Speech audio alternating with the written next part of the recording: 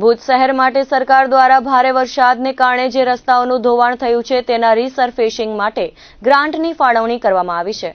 અંદાજિત 672 લાખના કામો હાથ ધરવામાં આવશે, જેનું ખાતમુહૂર્ત ગુજરાત પ્રદેશ ભાજપના મહામંત્રી કચ્છના સાંસદ વિનોદ ચાવડા તેમજ ભુજના ધારાસભ્ય કેશુભાઈ પટેલના હસ્તે કરવામાં આવ્યું હતું।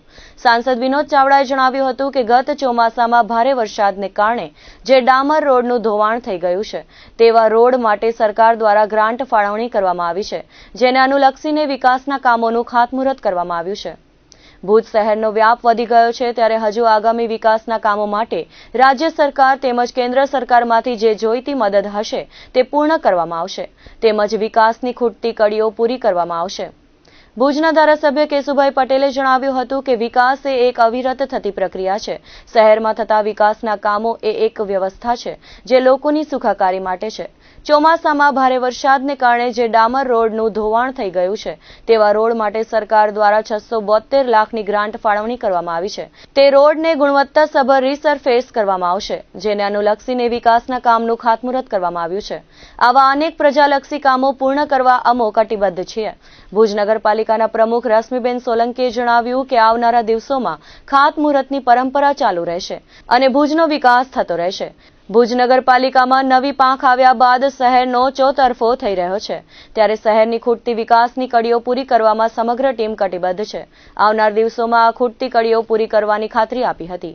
ભુજ નગરપાલિકાના કારોબારી ચેરમેન મહિદીપસિંહ જાડેજાએ જણાવ્યું હતું કે ભુજ મત વિસ્તારના ધારાસભ્ય કેશુભાઈ પટેલે સમગ્ર ભુજના તમામ રિંગ રોડના રીસરફેસિંગ માટે રાજ્ય સરકારમાં ભલામણ કરી હતી, જેને પગલે પ્રથમ ફેઝમાં અંદાજિત 14 કિલોમીટરના રિંગ રોડની રીસરફેસિંગની કામગીરી માટે જવાબદારી R&Bની નક્કી કરવાની, જેના માટે અંદાજિત 30 કરોડ જેટલી માતબર રકમ ફાળવવામાં આવી છે, જેનું કામ નજીકના સમયમાં શરૂ કરવામાં આવશે।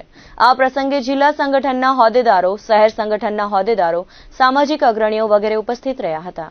ભુજ નગરપાલિકા દ્વારા 7.5 કરોડ રૂપિયાના ખર્ચે 15 જેટલા રોડનું રીસર્ફિંગ આજે ખાતમુહૂર્ત કરવામાં આવ્યું હતું અને વર્ષોથી જે મુખ્ય માર્ગો છે એ રોડ નવા બને, જે લોકોની માંગણી હતી।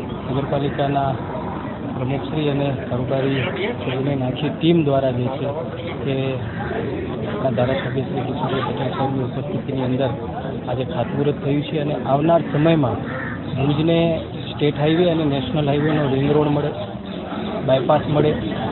એની સાથે સાથે જે આપણા રિંગ રોડ છે એ બધા રિંગ રોડ પણ રાજ્ય સરકાર દ્વારા મંજૂર કરવામાં આવ્યા છે અને જેના ફેઝ 2ની અંદર પણ ટેન્ડરિંગ પ્રક્રિયા થઈ ગઈ છે। જલ્દીથી એ કામ પણ શરૂ કરવામાં આવશે।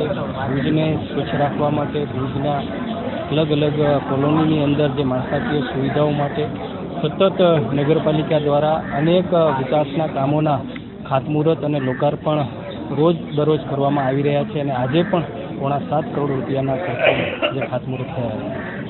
ભુજ નગરપાલિકા દ્વારા વરસાદમાં અતિ ભારે વરસાદના કારણે રોડને નુકસાન થયું, એનું અનુસંધાને સરકારે આખા ગુજરાતમાં જ્યાં શહેરી વિસ્તારમાં રોડ ખરાબ થયા હોય ત્યાં ચિંતા કરીને ગ્રાન્ટ ફાળવી, એ રીતે ભુજ નગરપાલિકાને 6 કરોડથી વધારે 6.72 લાખ રૂપિયા જ્યારે ગ્રાન્ટ ફાળવી છે અને 7 કામો, આ 15 કામો વિવિધ જે અલગ અલગ શહેરના હતા એ વધારે ખરાબ હતી, સર્વે કરી અગ્રિમતા આપી અને 15 રોડનું આજે ખાતમુહૂર્ત અહીંયા કરવામાં આવ્યું। સ્વાભાવિક છે કે જે રીતે ગુજરાતના મુખ્યમંત્રી આદરણીય ભૂપેન્દ્રભાઈ પટેલ આખા ગુજરાતમાં એનો સ્વભાવ છે કે સાચી વાત, સાચી રજૂઆત જો થતી હોય તો એ મુક્ત બને, ઉધાર દિલે પૈસા આપે છે।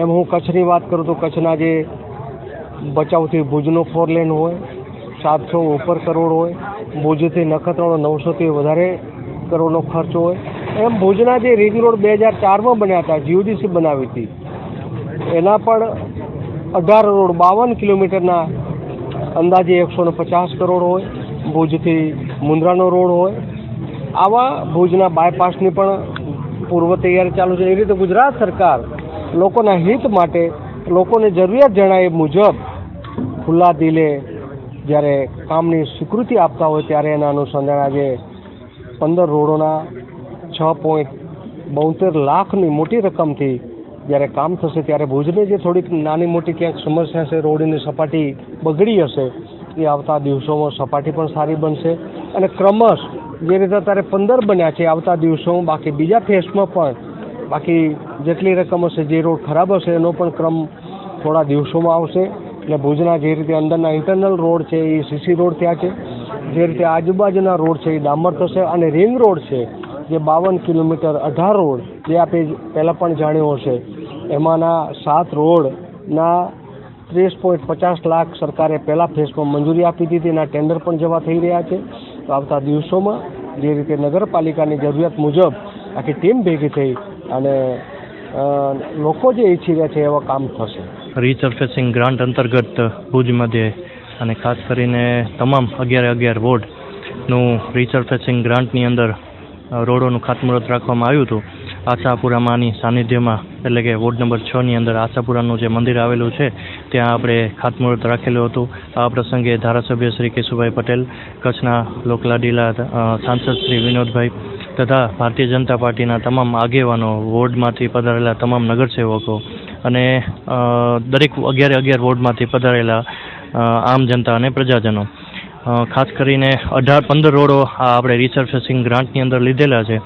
આશરે 2015 અને 16માં રીસર્ફેસિંગ ગ્રાન્ટમાંથી ભુજ શહેરના રિંગ રોડો કે ભુજ શહેરના ડામર રોડોનું કામ થયેલું હતું. ત્યારબાદ 2025ની અંદર કે આપણે આયા એના પછી આ ખાતમુહૂર્ત કરેલું છે. આપણે એને ભુજમાં નગરપાલિકાની હદમાં આવતા તમામ ડામર રોડો આવનારા દિવસોની અંદર તમામ નવા થઈ જશે, રીસર્ફેસિંગ થશે ડામર દ્વારા. અને આ ફેઝ 1 છે. ફેઝ 2ની અંદર બાકી રહેતા ભુજ નગરપાલિકાની હદમાં આવતા રોડો ફેઝ 2ની અંદર આપણે આવરી લેશું.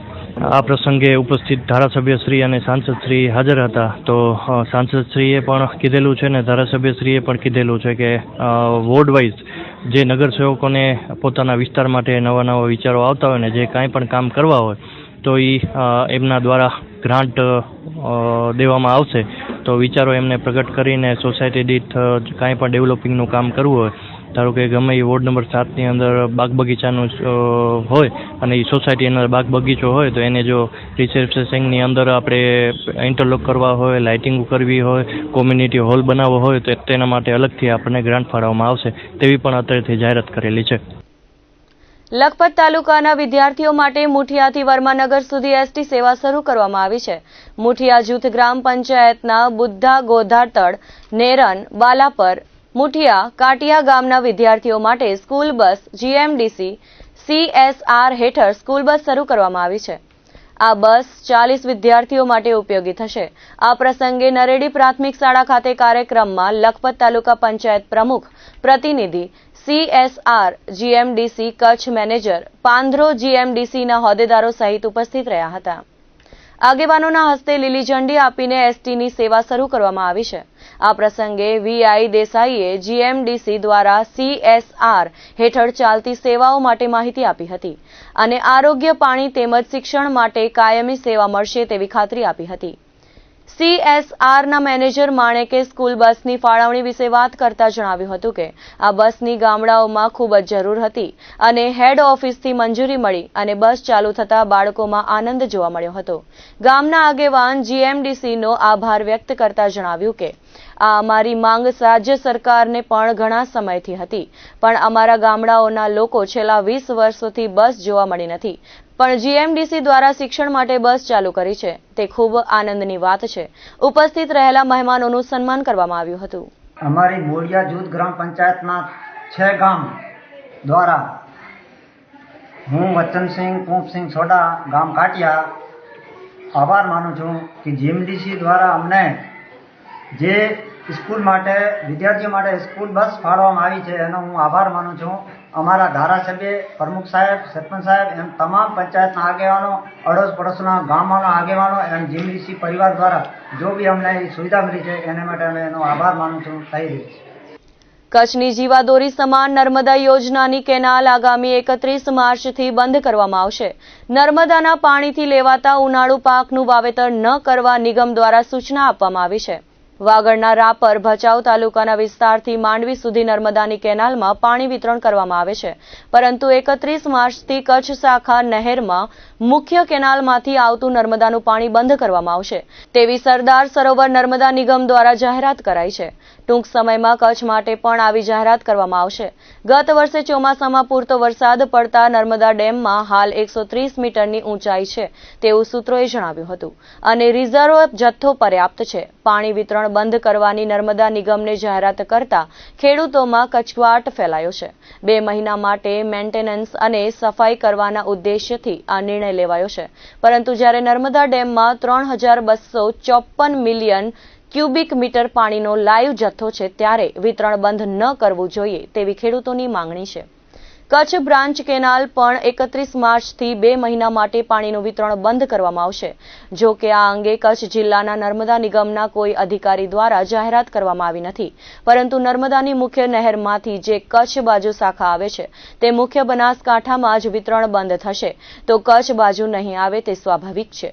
જો 2 મહિના સુધી કેનાલ બંધ રહેશે તો ફરીથી રાપર શહેર અને ગ્રામ્ય વિસ્તારોમાં પાણી સમસ્યા ઊભી થાય તેવી શક્યતા છે. અત્યારથી વહીવટીતંત્ર દ્વારા પાણીની સમસ્યા વિકટ ન બને તે માટે પ્રયત્ન કરવા જોઈએ.